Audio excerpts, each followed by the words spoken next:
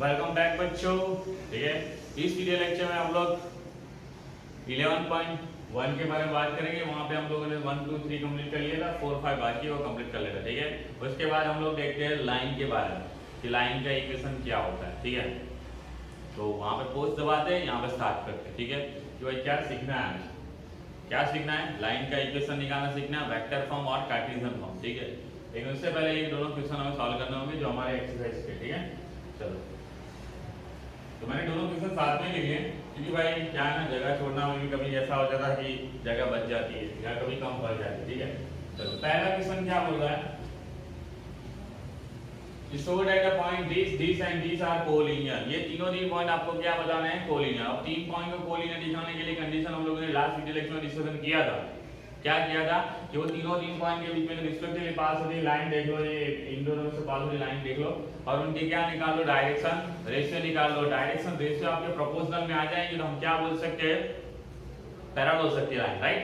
लेकिन उसके बीच में कॉमन पॉइंट आ गया तो हम बोल पाएंगे कि वो क्या हो जाएंगे, हमारे कोलिनियर पॉइंट। ठीक है, चलो, तो भाई साहब हमारे पास यहाँ पे तीन पॉइंट है, तो ए बी और सी, ये 2, 3, 4, डी की बात करो -1, 1 और सी ले लेता हूँ 5, 8 और 7। ठीक है, तो डायरेक्शन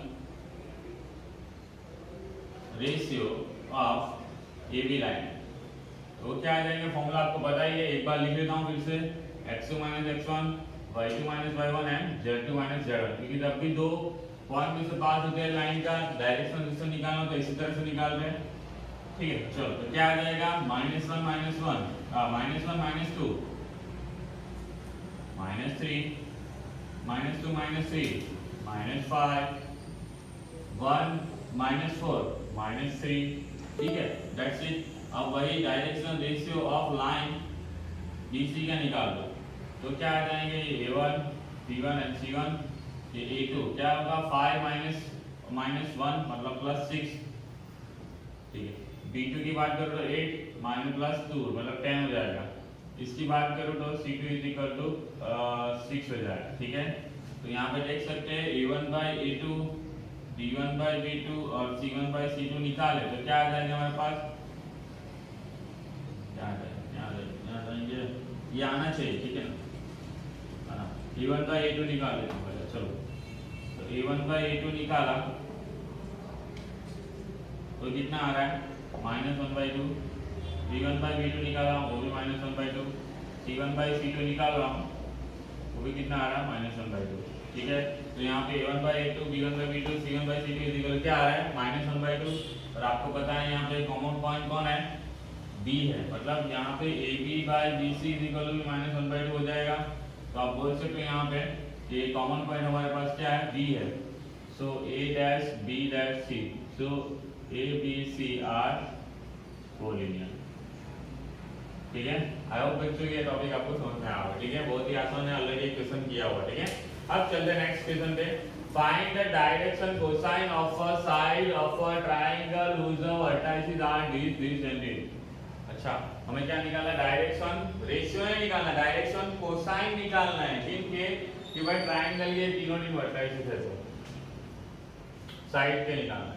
मान लो ये ले लिया 3 5 -4, बी ले लेता हूँ -1 1 और 2 और सी ले लेता हूँ यहाँ पर -5 और -2। ठीक है, तो आपको डायरेक्शन कोसाइन निकालने हैं किसके, रिस्पेक्टिवली साइड के, मतलब आपको L M और N निकालना है। ठीक है, और बच्चों ये क्वेश्चन लंबा हो जाएगा और हमारा टॉपिक रह जाएगा, इससे बेटर है मैं आपको हिंट दे देता हूँ किस तरह से करना है। मे भी हिंट देने की जरूरत नहीं, आपको क्लियर है, समझ में आ ही गया होगा, क्योंकि ये A और B दो पॉइंट है, उनके कोऑर्डिनेट दे रखे आपके पास, तो उन दोनों पॉइंट के लिए मतलब लाइन AB के लिए, साइड AB के लिए आप लोग डायरेक्शन रेशियो तो इजीली निकाल सकते हो। कैसे, x2 - x1 y2 - y1 z2 - z1। तो आपके पास ये AB लाइन के लिए A1 B1 और C1 इजीली आ जाएगा।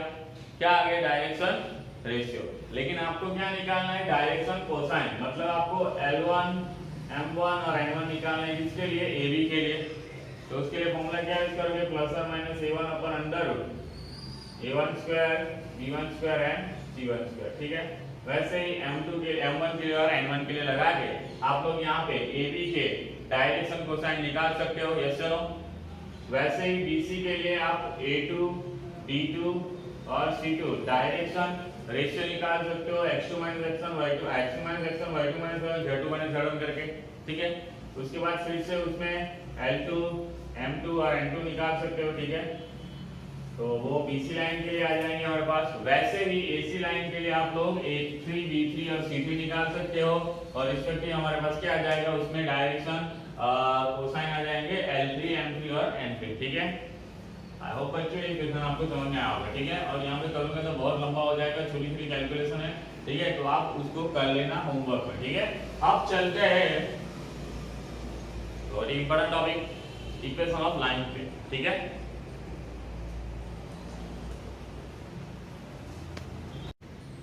तो बच्चों यहाँ पे हम लोग बहुत इंपॉर्टेंट टॉपिक डिस्कस करने वाले हैं, equation of line in 3D space.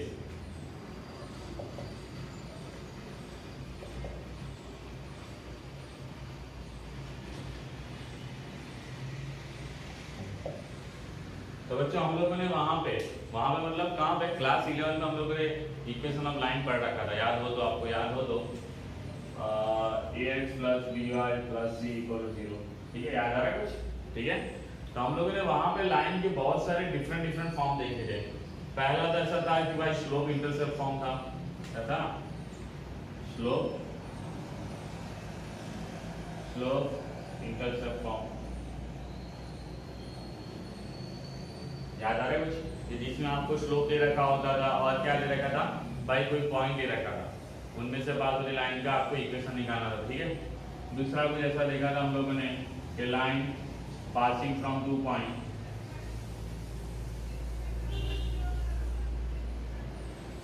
ठीक है। उसके बाद कुछ हम लोगों ने ऐसा देखा था भाई इंटरसेप्ट फॉर्म, चौथा ऐसा देखा था नॉर्मल फॉर्म, ठीक है।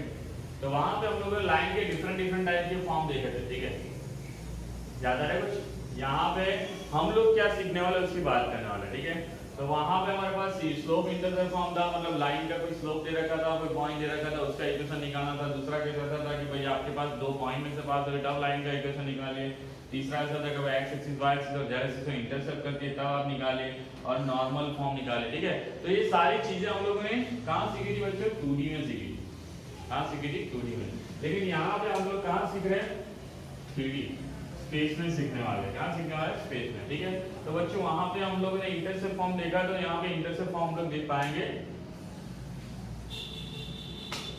नहीं, क्यों, क्योंकि लाइन का प्लेन में कैसे होती है, कैसे भी हो सकती है,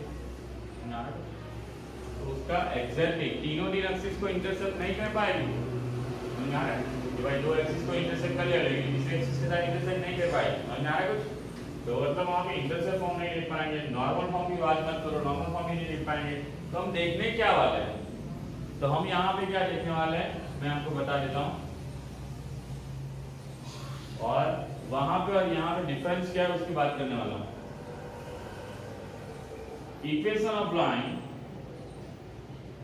passing from point and parallel to the given vector, समझना है कुछ, याद करो स्लोप इंटरसेप्ट, कोई पॉइंट में से पास हो रहा था और वहां पे क्या दे रखा था, स्लोप दे रखा था। यहाँ पे भी सेम है, equation of line passing from the point and आपको स्लोप देने की बजाय क्या दे रखा है, डायरेक्शन दे रखी है कि भाई ये लाइन जो है पैरेलल टू किसी दूसरे वेक्टर की डायरेक्शन में होगी, समझ में आ रहा कुछ, है ना, ओके। वहां पे एंगल दे रखा था, यहाँ पे डायरेक्शन दे रखी है। दूसरा है same as equation of line passing from 2 point, मतलब जब भी दो पॉइंट में से पास हो रही लाइन होगी तब उसका इक्वेशन कैसे निकालोगे आप, ठीक है। तो आप लोग ऐसा बोल सकते हैं ये कंसीडर इस तरह इसके इक्वल होगा और ये इसके इक्वल होगा, मतलब सिमिलरिटी होगी थोड़ी बहुत, ठीक है, ऐसा हम लोग समझ सकते हैं, ठीक है। तो पहला फॉर्म देख लेते हैं, equation of line passing from the point and parallel to the given vector, ठीक है। तब लाइन का इक्वेशन क्या होता है उसके बारे में डिस्कशन कर लेते हैं, ठीक है। थोड़ा इसको क्लीन कर लो,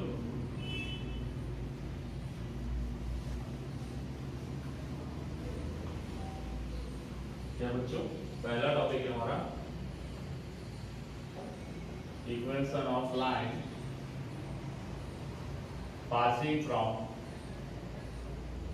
point and parallel to the vector. मतलब उसकी डायरेक्शन दे रखी है और हमारे पास उस किसी एक पॉइंट में से पास हो रहा है, वो पॉइंट दे रखा है, ठीक है। तब हमारे पास वो लाइन का इक्वेशन क्या आएगा, ठीक है, वो निकालना है। चलो, तो हम लोग यहाँ पे x axis, y axis, z axis draw कर लें। 3D स्पेस में हम लोगों ने एक लाइन ले ली, ठीक है। हमने बोला ये लाइन किसी एक पॉइंट में से पास हो रही है बच्चों, तो वो पॉइंट ले लेता हूँ मैं ए, x1, y1 और z1, ठीक है। और क्या बोला है, किसी लाइन के किसी वेक्टर की डायरेक्शन में, मान लो ये b वेक्टर ले लेता हूँ, ठीक है।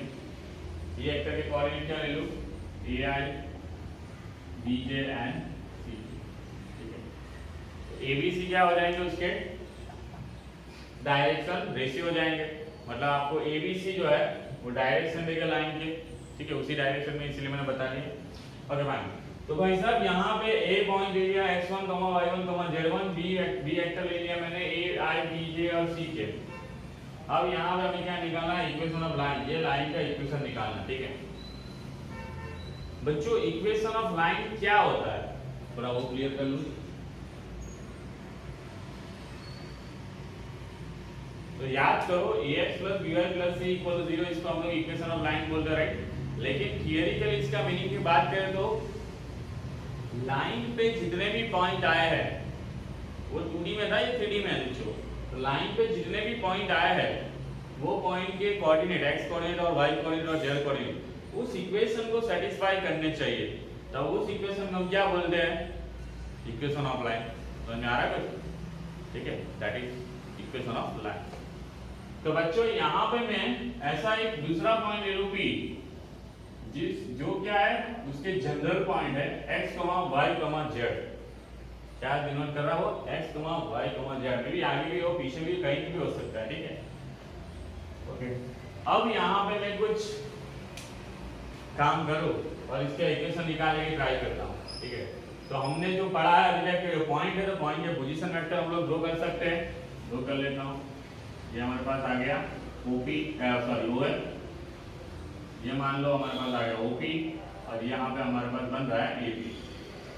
ये OA वेक्टर है, जिसको मैं स्मॉल a वेक्टर भी लिख सकता हूँ, और OP जो वेक्टर है वो बच्चों जनरल वेक्टर है हमारे पास x, y, z का, है ना, जनरल पॉइंट है AP x, y, z। तो उसका जो हमारा वेक्टर है OP वेक्टर, जनरल वेक्टर, उसको हम लोग क्या लिख सकते हैं, R वेक्टर, क्या लिख सकते हैं, R वेक्टर। अब बच्चों यहाँ पे ट्रायंगुलर लोब वेक्टर एडिशन लगाऊं तो क्या लिख सकता हूं मैं, OA वेक्टर प्लस, देख लो, OA vector plus AP vector is equal to क्या आ जाएगा, OP वेक्टर आ जाएगा। OA वेक्टर हमारे पास क्या है, A वेक्टर है, AP वेक्टर हमारे पास पता नहीं है, और OP वेक्टर हमारे पास R वेक्टर है। तो बच्चों हमारे पास रिजल्ट जो आया, R vector is equal to A vector plus AP vector आ गया। अब बच्चों सिर्फ AP वेक्टर निकाल लेंगे तो हमारा काम बन जाएगा, ठीक है। अब बच्चों ये AP वेक्टर है, उसकी डायरेक्शन देखो, लाइन L की डायरेक्शन में है,